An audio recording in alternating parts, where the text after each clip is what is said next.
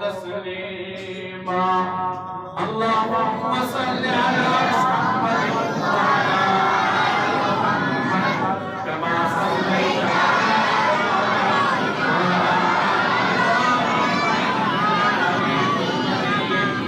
اللهم بارك على محمد وعلى محمد كما باركت على إبراهيم وعلى إبراهيم إنك حميد مجيد. میرے واجب احترام معزز سامعین، حضرت مولانا عبدالقدیر صاحب کے حکم پر حاضر ہوا. علماء کے پاس 27ویں شب کا وقت بڑا مشکل ہوتا ہے، لیکن مولانا نے مجھے میسج کیا کہ 27ویں شب کو آپ نے حاضری دینی ہے، اور میرا بھی شوق تھا کہ کافی عرصے سے میں یہاں حاضر نہیں ہوا، میرا آنا جانا رہتا ہے، ملاقاتیں ہوتی ہیں آپ لوگوں کے ساتھ، تو میں نے اپنے لیے سعادت سمجھی کہ اس موقع پہ چلو کچھ گفتگو بھی ہو جائے گی اور اپنے بزرگوں سے ملاقات بھی ہو جائے گی. میں مہمان کا میزبان زیادہ ہوں کیونکہ میرا یہاں آنا جانا لگا رہتا ہے، سب پہچانتے ہیں. مولانا صاحب سے 2006 سے تعلق ہے، ہم نے ابتدائی درجہ ایک ساتھ شروع کیا اور اختتام بھی ہم نے ایک ساتھ کیا. عزیزان محترم، جہاں تک شوق اور جذبہ میں نے دیکھا وہ ان ننھے بچوں کا بہت زیادہ تھا، اور یہ بچے ہمارے مستقبل ہیں، ان صفوں کی یہ رونق ہے. ان بچوں کی جتنی بھی حوصلہ افزائی ہو کم ہے، مسجد میں آئے ہیں وہ ڈانٹے نہ، انہیں غصہ نہ کریں. اگر خدا نخواستہ یہ کچھ چیز توڑ بھی دے یا کوئی نقصان مسجد کا کر رہے تو یہ ہمارے بچے ہیں، گھروں میں بچے نقصان نہیں کرتے، برتن نہیں توڑتے، شیشے نہیں توڑتے. کبھی کسی نے اپنے بچے کو شیشے توڑنے پر ہاتھ سے پکڑ کے گھر سے نکالا ہے کہ چلا جاتا ہے، واپس کرنا ہے، اور مسجد میں نقصان کر لیتے ہیں، ہم دروازے سے نکال لیتے ہیں کہ چلا جاتا ہے. کیوں؟ یہ اللہ کا گھر ہے، اور وہ اللہ کی توفیق سے اللہ کے گھر میں آیا ہے. وہ اللہ کے اس گھر کی رونق ہے، مستقبل ہے. تو جانے انجانے میں ہم اتنا بڑا ظلم کر لیتے ہیں کہ ایک ایسے ننھے بچے کو جو 5 وقت کا نمازی بننے جا رہا ہوتا ہے، ہم اسے مسجد سے دور کر دیتے ہیں. اس بات کا بڑا احتیاط کرنا ہے. یہ بچے ہیں، بچوں کا کام شرارت کرنا ہے. ڈاکٹر احباب کہتے ہیں جو بچہ شرارت نہ کرے وہ صحت کے لحاظ سے ٹھیک نہیں ہوتا، اسے بیمار تصور کیا جاتا ہے. اگر شرارت کرتے ہیں، مسجد میں آتے ہیں، تھوڑا ہلا بلا کر دیتے ہیں، پیار محبت سے سمجھائیں. سب سے بڑھ کر مولانا صاحب موجود ہیں، وہ ان بچوں کی اصلاح کرے گا. ہم مولانا صاحب کا ساتھ دیں، اس کی حوصلہ افزائی ہو کہ مولانا صاحب ہم نے اس مسجد کو آباد کرنا ہے، محبت سے کریں یا غصے سے کریں، آپ کے پاس اختیار ہے. کیونکہ اس کو ہم نے امام بنا دیا، اس مسلح رسول پہ کھڑا کر دیا، اور جب اس کی اقتداء کی ہم نے نیت کر دی تو جب ایک بندے کی اقتداء کی نیت ہو اس پر حکم چلانا جائز ہے. ہرگز نہیں. یہاں تو تعلیم یافتہ طبقہ ہے، شہری طبقہ ہے زیادہ. دیہاتوں میں اکثر امام کو ٹائم تو نہیں، استاد جی آؤ نا، استاذ بیٹھے ہوتے ہیں، مقتدی کھڑے ہو کے اقامت دینے لگ جاتے ہیں. استاد اگر کوئی مصروف ہو یا جمعے میں بیان لگا کرے، سب گھڑیاں دیکھ رہے ہیں، اشارے کر رہے ہیں. تو یہ اپنے امام کی بے توقیری ہے یا نہیں؟ ہے یا نہیں؟ جب ہم اپنے امام کی بے توقیری کریں گے، اس کی صحیح معنوں میں اقتداء نہیں کریں گے، تو کیا ہم فلاح پا لیں گے؟ ایک بندہ ان کے استاذوں کو طریقے جیسے کہنا استاد جی یہ پہلے کلاسی تھا یہ پہلے کلاسی اور مکان مضبوط اسی کہتی میں نہ مضبوط اسی کیا خیال ہے جی ایک مزدور اٹھ کے مستری اور استاذ کو مشورے دینا لگے کہ مثال آئیاں پڑھائیں سال آئیاں رکھیں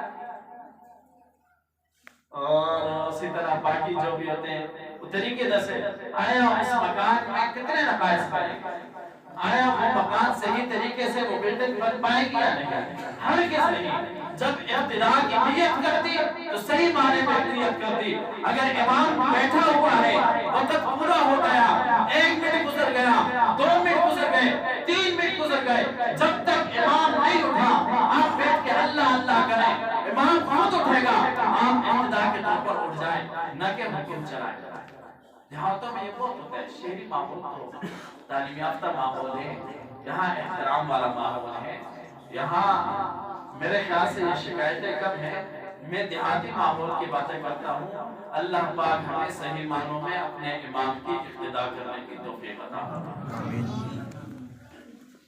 میں اپنے بات شروع کرنے سے پہلے اس مجلس کو بنانا چاہتا ہوں سارے سفید ریش بزرگ میرے سامنے بغیر ٹیک کے بیٹھے ہوئے ہیں جن کو سہارے کی ضرورت ہے جن کو آرام کی ضرورت ہے اور میرے وہ نوجوان جو اس وقت سہارا لے کر بیٹھے ہوئے ہیں میں ان نوجوانوں کے ایمانی جذبے کو کیسے جگا دوں بڑا مشکل ہے نہ کارے نہ سرڈرے نہ غطاورے میں خیال جاڑی کچھ کم نہیں کی تھی ایمی ٹیک لا کے بیٹھے تھے اگر تو ساتھ اس میں غطاوا ہوتا سرڈ ہوتا مجھے سنبھالنا ہوتا میں خیال ہے چار بھائی نام کیا بیٹھے تھے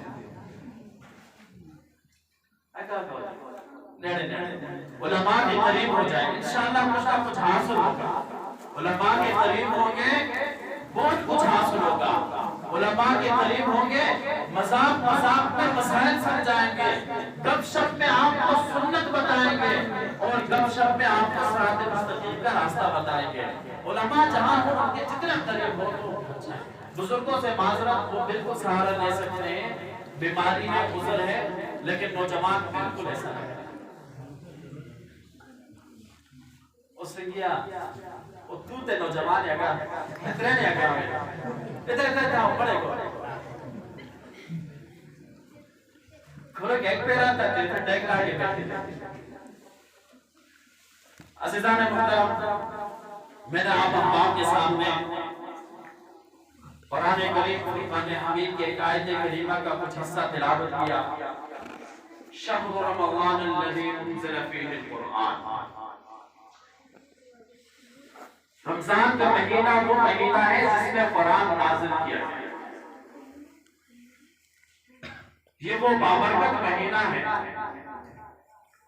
جس مہینے کے اندر قرآن کریم نازل ہوا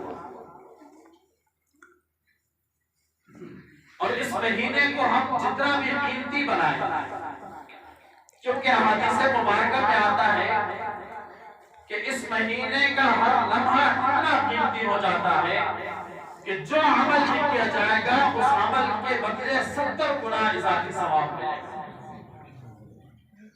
نوافل اور سنت فرض کے برابر ہو جائیں گے اور ایک فرض 70 فرضوں کے برابر ہو جائے گا یہ اتنا بابرکت مہینہ ہے اور حدیث مبارکہ میں آتا ہے کہ اللہ تبارک و تعالیٰ پہلے آسمانوں پر آ جاتا ہے رحمت کے دروازے کھل جاتے ہیں مغفرت کے دروازے کھل جاتے ہیں جنت کے دروازے کھل جاتے ہیں جہنم کا دروازہ بند کر دیا جاتا ہے شیاطین کو قید کر دیا جاتا ہے تاکہ اللہ تبارک و تعالیٰ اپنے بندوں کو اس مہینے کے اندر وہ مواقع عطا کرے جس مواقع سے وہ اپنی دنیا بھی کمائے اپنی آخرت بھی کمائے وہ دنیا کے اندر بھی سعادت مند بنے وہ آخرت میں بھی سعادت مند بنے وہ دنیا کے اندر بھی کامیاب بنے وہ آخرت کے اندر بھی کامیاب بنے کتنا بدنصیب انسان ہوگا کہ جو یہ مہینہ پالے اور اپنی مغفرت تک آ سکے کتنا بدبخت انسان ہوگا جو یہ مہینہ پالے اور اللہ کی رضا دے. کتنا بدبخت انسان ہوگا جو یہ مہینہ پالے اور اپنے لیے جنت نہ کما لے. اس لیے عزیزان محترم اللہ تبارک و تعالی نے اس مہینے کو بڑا خاص بنایا ہے اور اپنے بندوں کے لیے مغفرت کے خزانے کھول دیتا ہے, بہانے ڈھونڈتا ہے. میرے یہ بندہ کچھ عمل کرے تو اس کو بخش دوں.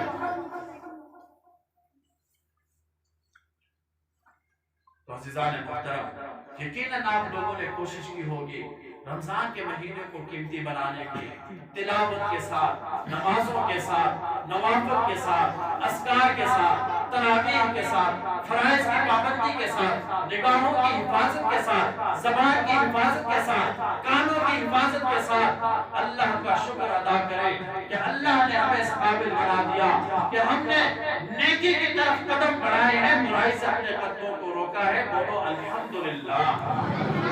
آوازیں بلند کرو الحمدللہ. ایک مرتبہ پھر کہو الحمدللہ.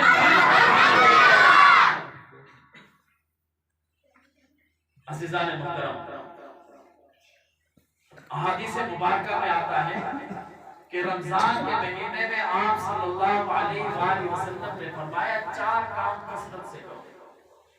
4 کام کثرت سے کرو. نمبر 1, پہلے کلمے کا ذکر. پہلے کلمے کا ذکر کثرت سے کرو. لا الہ الا اللہ, لا الہ الا اللہ, لا الہ الا اللہ, لا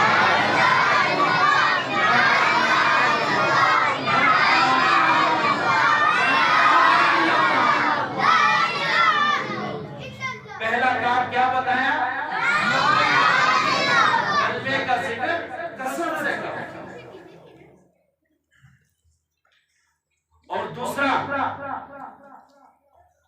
عزیزان محترم استغفار کثرت سے کرو. استغفار کثرت سے. استغفر اللہ ربی من کل ذنب واتوب الیہ. استغفر اللہ ربی من کل ذنب واتوب الیہ. کثرت سے پڑھو, استغفار کثرت سے مانگو. پہلا کام کیا ہے؟ کلمہ کثرت سے. دوسرا کام کیا ہے؟ استغفار کثرت سے. اور رمضان کے مہینے میں آپ صلی اللہ علیہ وآلہ وسلم نے فرمایا کہ تیسرا کام جو ہے کثرت سے کرنا وہ ہے مغفرت کا طلب, یعنی جنت کی طلب. جنت کو کثرت سے مانگو. جنت کو کثرت سے. اللہم اغفر وارحم وانت خیر الراحمین. کثرت سے پڑھا کرو. اللہ سے مغفرت مانگو, اللہ سے جنت کی طلب کرو, اللہ سے جنت مانگو. عزیزان محترم ہماری منزل کوٹھی نہیں ہے, ہماری منزل کار نہیں ہے, ہماری منزل جائیداد نہیں ہے, ہماری منزل پیسہ نہیں ہے, ہمارا ٹھکانہ یہ مصنوعی گھر نہیں ہے. ہمارا منزل تو ہمارا گھر اصل جنت ہے. اگر ہم اس کو حاصل نہ کریں تو کیا فائدہ؟ بے مقصد زندگی ہوئی یا نہیں؟ جو ہمارا مقصد نہیں اس کے پیچھے لگے ہوئے ہیں, جو ہمارا حقیقی مقصد ہے وہ راہ چھوڑ دیں. تو آپ صلی اللہ علیہ وآلہ وسلم نے فرمایا کہ تیسرا کام یعنی جنت کی طلب کثرت سے کرو. اور چوتھا کام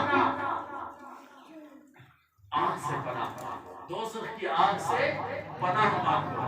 اللہم اجرنی من النار, اللہم اجرنی من النار, اللہم اجرنی من النار.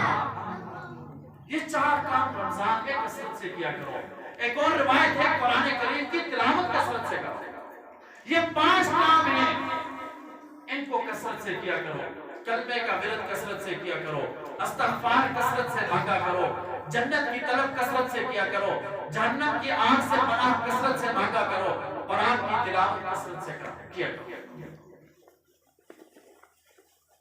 انشاءاللہ رمضان میں جو حصہ رہ گیا ہے اس میں یہ 5 کام انشاءاللہ کثرت سے ہوں گے نا. شہر رمضان الذی انزل فیہ القرآن ھدی للناس وبینات من الہدی والفرقان. ھدی للناس یہ قرآن کریم انسانوں کس کا ذریعہ ہے؟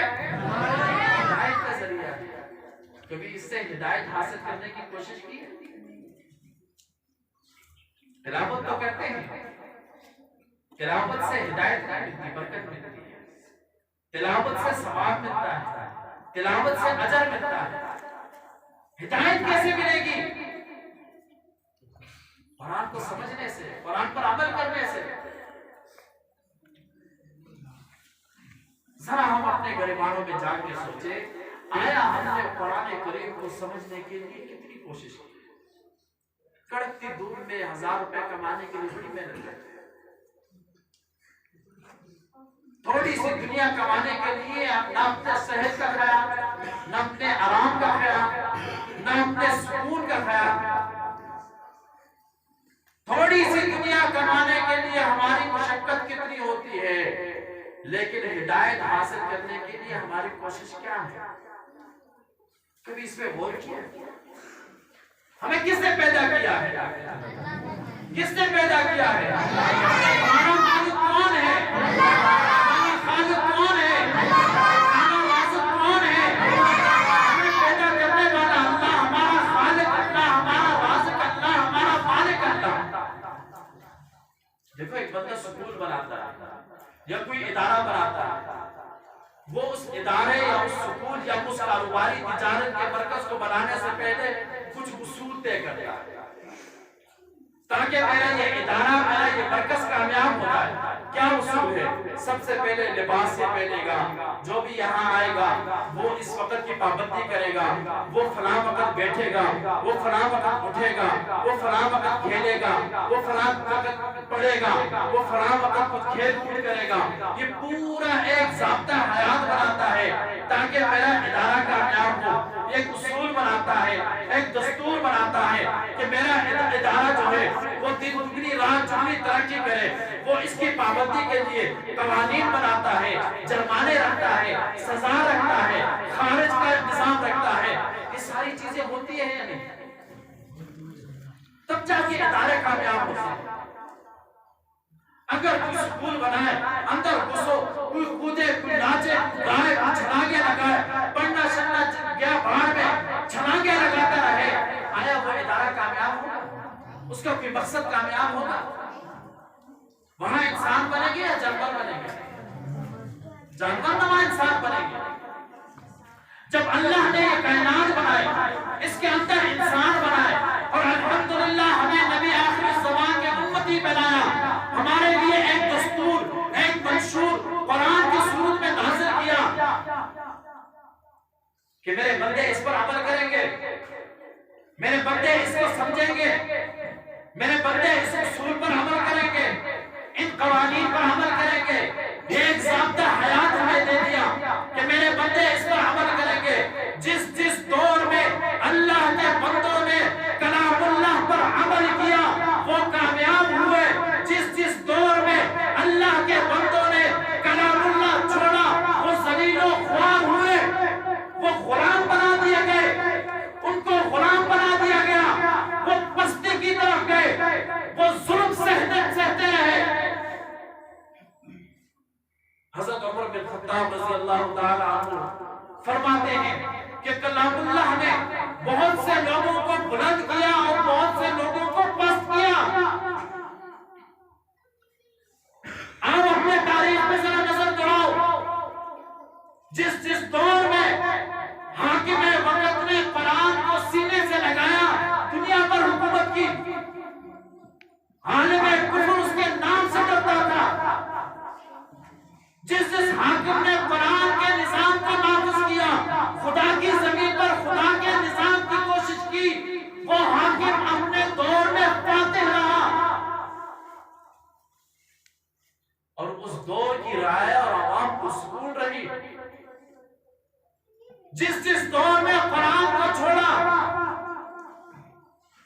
ترجیحات بدل گئی، برادریزم آیا، پارٹیزم آیا، مفاد والا ازم آیا، گلی سکول والا آیا، نالیوں والا آیا، روڈوں والا آیا ذہن.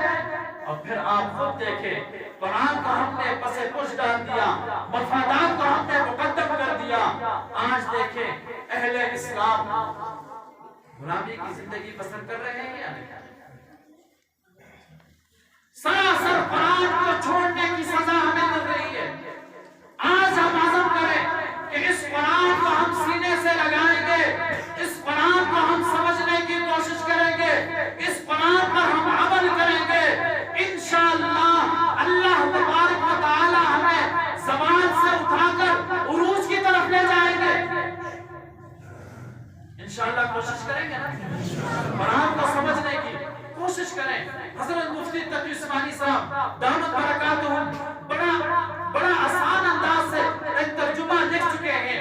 وہ ترجمے والا آسان ترجمہ اس کا نام ہے, وہ ہر گھر میں ہو, ہر بندے کے پاس ہو. روزانہ ایک رکوع ترجمے کے ساتھ تلاوت کریں. جہاں مشکل پڑے مولانا کے پاس ہے, مولانا یہ سمجھ نہیں آئی یہ آیت, یہ ترجمہ سمجھ نہیں آیا, یہ مفہوم سمجھ نہیں آیا, یہ اللہ کا کلام مجھے سمجھ نہیں آیا, مجھے سمجھائیں. اس میں کوئی آر ہے, اس میں کوئی شرم ہے؟ یہ تو سراسر فخر کی بات ہے. جب آپ آ کر مسئلہ پوچھیں گے, جب آ کر قرآن کی تشریح پوچھیں گے, اللہ کہے گا فرشتوں کو, دیکھو میرا بندہ میرے کلام کو سمجھنے کی کوشش کر رہا ہے. اپنے بندے پر اللہ فرشتوں کے سامنے فخر فرمائیں گے. تو انشاءاللہ کوشش کریں گے رمضان میں خوب تلاوتیں ہوئے, اللہ پاک اپنے دربار میں قبول و منظور فرمائے. اللہ پاک کو خیر و برکتیں تلاوت کے بدلے میں ہمارے نصیبوں میں لکھتے. لیکن انشاءاللہ آج سے کوشش کریں, میرے خیال سے 10 منٹ بھی نہیں لگیں گے. ایک رکوع روزانہ قرآن کا ترجمے کے ساتھ اپنا معمول بنا لیں کہ میرا رب مجھ سے کیا چاہتا ہے, میرا رب مجھ سے کیا باتیں کرنا چاہتا ہے, میرا رب مجھ سے کیا بنانا چاہتا ہے, میرا رب مجھ سے کیا کروانا چاہتا ہے, میرا رب کیا چاہتا ہے میں کیسے بنوں, یہ ہمیں سمجھ آ جائے. تو انشاءاللہ کوشش ہوگی. آسان ترجمہ خریدے, روزانہ 10 منٹ بھی ایک رکوع پہ نہیں لگیں گے. قرآن سے ایسا وقت ہو جائے گا کہ سارے کاموں سے وقت نکال کے قرآن کی طرف آؤ گے کہ میرا زیادہ وقت اس میں گزرے. اللہ کے ساتھ رب جڑ جائے گا, اللہ سے تعلق جڑ جائے گا. یوں محسوس ہوگا کہ رب سے میں کلام کر رہا ہوں. کتنی بڑی سعادت والی بات ہے. ایک ہفتہ مشکل گزرے گا, 1 مہینہ, 2 مہینہ, 3 مہینے, انشاءاللہ عادت بن جائے. شیطان کے حملے بھی ہوں گے, انہیں روکتے ہوئے انشاءاللہ اپنا یہ معمول بنائیں گے نا. یہ مہینہ قرآن والا, یہ ماحول قرآن والا, آج کی یہ محفل, یہ نسبت قرآن والی, انشاءاللہ اس محفل, اس نسبت کے عزم سے پکا ارادہ کریں کہ انشاءاللہ روزانہ ایک رکوع قرآن کریم کی تلاوت ترجمے کے ساتھ. بالخصوص نوجوان آج سے عزم کر لیں. نوجوانوں کا ارادہ مختلف ہوتا ہے, نوجوانوں کے ارادے اور عزم مضبوط ہوا کرتے ہیں. انشاءاللہ ارادہ کرتے ہیں, نوجوان ہاتھ اٹھا کے کہیں انشاءاللہ ہم آج سے یہ معمول بنائیں گے نا انشاءاللہ. پہلا بندہ نہ چاٹ اتنی مشکل ارادہ ہے انشاءاللہ. شیطان وسوسے ڈالے گا. آج سے اگر یہ معمول بنا دے اور ارادہ کر دے, انشاءاللہ یہ رمضان کی عبادتیں بھی جگہ لگے گی, آج کی محفل میں یہ حاضری بھی جگہ پہ لگے گی. میرے اور آپ کی اس گفتگو کا مقصد بھی انشاءاللہ پورا ہوگا. اور دوسری بات نماز کی پابندی. مسجدیں ہماری رمضان میں بڑی آباد ہے, اور جیسے ہی رمضان گزرتا ہے مسجدیں ہماری ویران ہوتی ہیں. فجر کی وہ 2 صفیں آدھی صف بھی نہیں رہتی, 2 صفوں سے 2 بندوں کی طرف ماحول آ جاتا ہے. یہ کتنی افسوس کی بات ہے یا نہیں؟ میں کوئی روایتی تقریر, سر سر اور یہ وہ چیزیں ختم, کوئی مذاکرہ کرنا چاہتا ہوں, میں کچھ گفتگو کرنا چاہتا ہوں,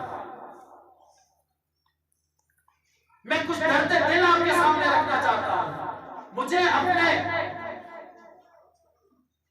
صدقے دل سے یہ بات غور و فکر سے سن کر یہ فیصلہ کریں کہ آیا میں غلط ہوں تو مجھے ٹوکیں, اگر میں اپنے اس فکر میں سچا ہوں تو اس بات کو اپنے پلے باندھ لیں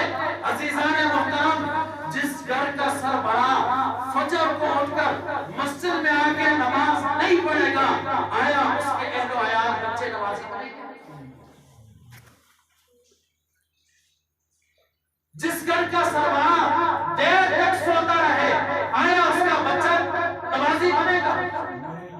ہم سارا کچھ اساتذہ میں ڈال دیتے ہیں. اساتذہ نماز سکھا سکتے ہیں، نماز کا طریقہ بتلا سکتے ہیں، نمازی نہیں بنا سکتے. نمازی والدین بناتے ہیں. یاد رکھو، مولانا صاحب نماز کا سبق سکھائیں گے، مولانا صاحب نماز کا طریقہ سنت کے مطابق بتائیں گے اور اپنی استطاعت کے مطابق دعوت بھی دیں گے، لیکن آج تک 5 وقت کا نمازی مولانا صاحب نہیں بنا سکتا. یہ بات ذہن سے نکالنے کی ذمہ داری کی ہے بھی نہیں. آج کا نوجوان، آج کا بچہ اگر نمازی بنے گا تو والدین کی وجہ سے بنے گا، اگر غیر نمازی بنے گا تو والدین کی وجہ سے بنے گا.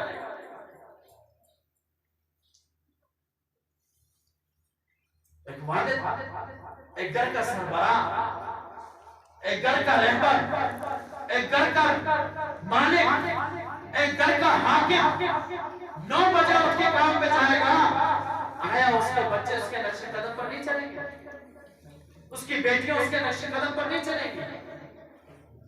وہ ماں جو 9 بجے تک سوئی رہے، دین کی پابندی نہیں، گھر میں تلاوت کی پابندی کریں، گھر میں نوافل کی پابندی کریں، گھر میں سنتوں کی پابندی کریں، انشاءاللہ یہ ساری چیزیں تمہاری اولاد میں منتقل ہوگی، تمہارے بیٹوں میں منتقل ہوگی، تمہاری بیٹیوں میں منتقل ہوگی، تمہارے اہل و عیال میں منتقل ہوگی.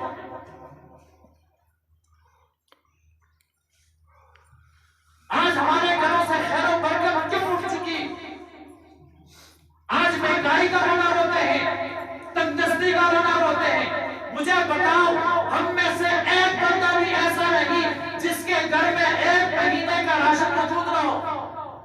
یہ تنگدستی ہے، یہ مہنگائی ہے.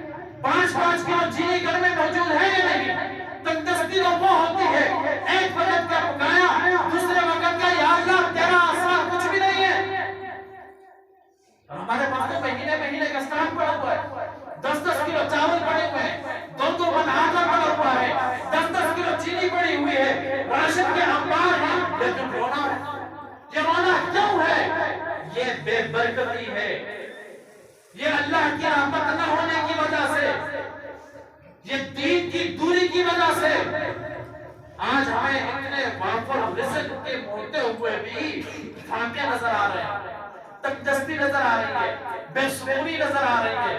گزرے تھوڑا سا عرصہ پہلے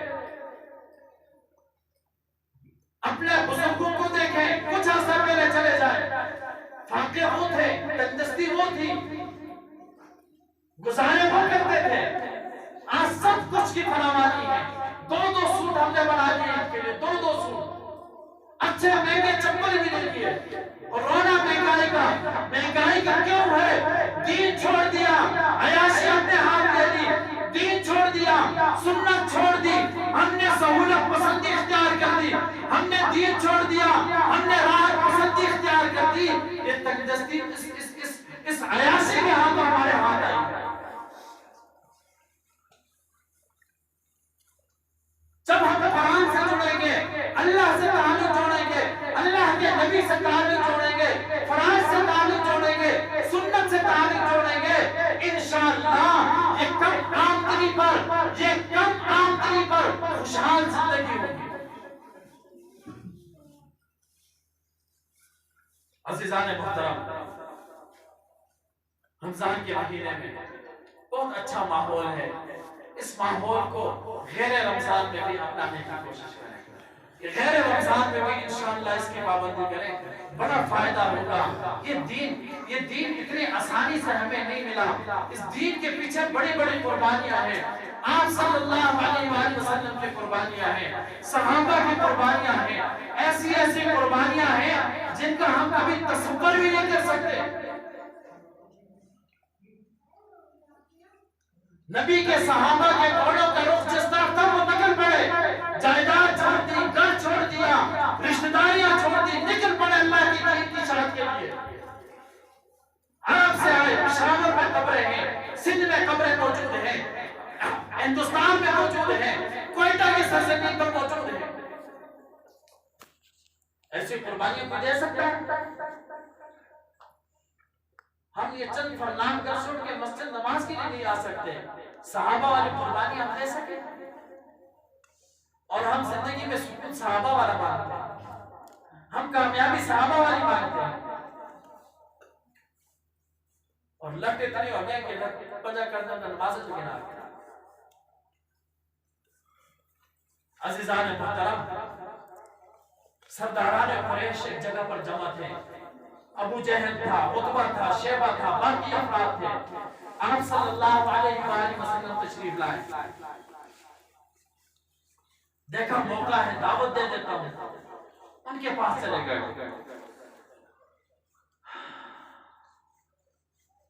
دعوت دینے لگے، کلمہ پڑھ لو کامیاب ہو جاؤ گے، کلمہ پڑھ لو۔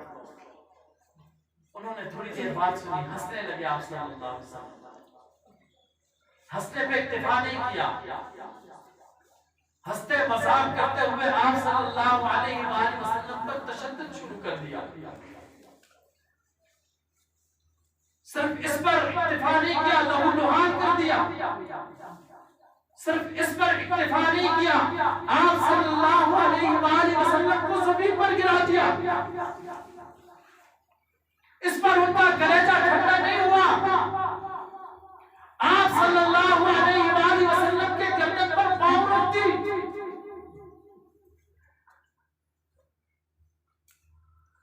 میں نے نبی نے نماز کی دعوت دی تھی، میں نے نبی نے کلمے کی دعوت دی تھی، آج کے دور میں ہمیں اس کی قدر نہیں، آج ہمارے پاس کلمے کی قدر نہیں، نماز کی قدر نہیں۔ میں نے نبی کی قربانیوں کو دیکھو، میرا نبی زمین پر لیٹا ہوا، ابو جہل کا پاؤں ان کے گردن پر، وہ ہنس رہے ہیں، نبی لہو لہان ہے۔ یہ ماجرا حضرت حمزہ رضی اللہ تعالیٰ عنہ کی بیوی نے دیکھا، ابھی آپ رضی اللہ تعالیٰ عنہ ایمان نہیں لائے تھے،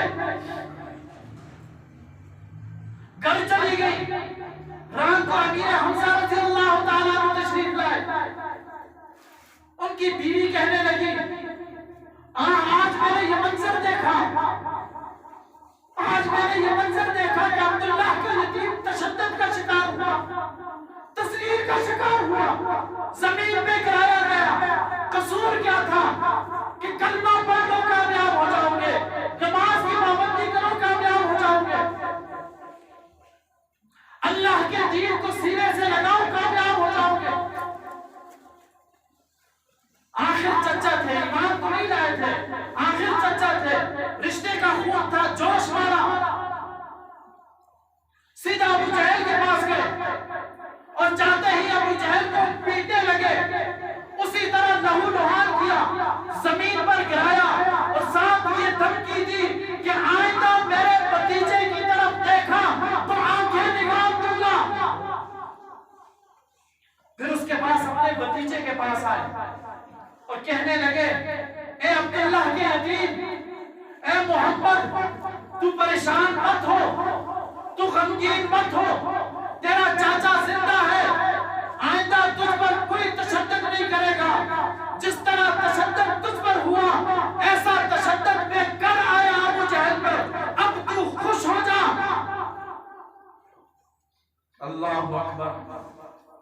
آپ صلی اللہ علیہ وآلہ وسلم نے فرمایا، اے چچا جان، میں اس بات پر خوش نہیں ہوں کہ آپ نے میرا بدلہ لے لیا، آپ نے تشدد کیا، جس طرح انہوں نے میرے منہ سے خون نکالا، آپ نے اس کے منہ سے خون نکالا۔ اے چچا، مجھے اس بات پر خوشی نہیں ہے، اگر میری خوشی چاہتے ہو، اے چچا جان، پڑھ لو لا الہ الا اللہ۔ حضرت امیر حمزہ رضی اللہ تعالیٰ عنہ کلمہ پڑھ لیتے ہیں، مسلمان ہو جاتے ہیں۔ یہ قربانیاں ہیں میرے نبی کی۔ میں طائف کا واقعہ رکھوں، کلیجہ منہ کو آ جاتا ہے۔ میں وہ نماز کی حالت بیان کروں جب آپ صلی اللہ علیہ وآلہ وسلم سر بسجود تھے، ابو جہل اور کچھ لوگ اوجی اٹھا کر آپ صلی اللہ علیہ وسلم کے سر پر رکھائے۔ یہ قربانیاں تھی، اس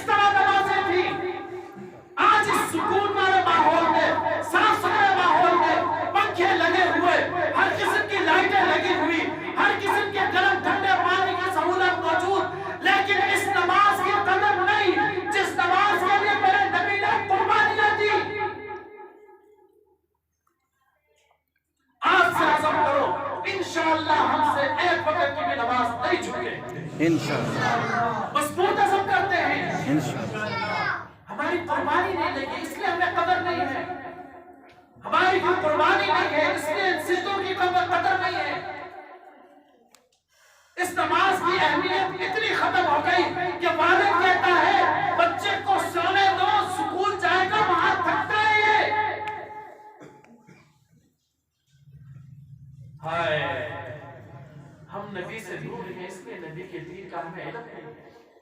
ہم نبی سے بہت دور ہیں اس لیے ہمیں نبی کے سنتوں کی قدر نہیں.